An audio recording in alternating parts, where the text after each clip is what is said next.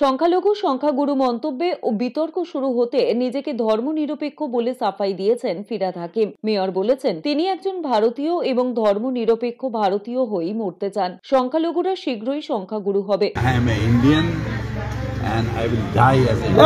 শনিবার সংখ্যালঘুদের অনুষ্ঠানে যোগ দিয়ে মন্ত্রী ফিরহাদ হাকিমের করা মন্তব্য পোস্ট করে সোশ্যাল মিডিয়ায় আক্রমণ করেছিলেন অমিত মালব্য। তারপরে রাজ্য রাজনীতিতে বিতর্ক শুরু হয়। রাজ্যের বিরোধী দলনেতা শুভেন্দু অধিকারী বলেছেন এমন কথা প্রথমবার নয়, এর আগেও বলেছেন। আক্রমণ করে বলেছেন উনি যে ভাষায় স্বাচ্ছন্দ্য বোধ করেন সেই ভাষায় গরিষ্ঠ সংখ্যক মানুষ কথা বলুক সেটা চান। সবাইকে যোগ দিতে আহ্বান করেছেন, মানে দাওয়াতে ইসলাম দিয়েছিলেন এবং তিনি সেদিন তার আগেও একটা কোনো অকেজনে বলেছিলেন আমি সেই দিন খুশি হব যেদিন পশ্চিমবাংলার 50% বেশি মানুষ উর্দুতে কথা বলবেন।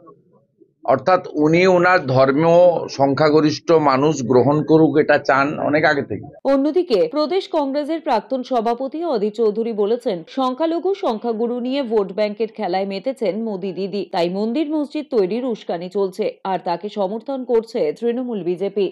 বিজেপি মারামারি, এখানকার দিদি একজনকে উস্কাচ্ছে, যেমন এখানে বাবরি মসজিদ তৈরি করার উস্কানি, ওইখানে আবার উস্কি দিল একদিন সংখ্যালঘুরা সংখ্যা গুরু হবে, এগুলো উস্কানিমূলক কথা। সেই উস্কানিতে দিদির সাই, সেই উস্কানিতে বিজেপির সাই।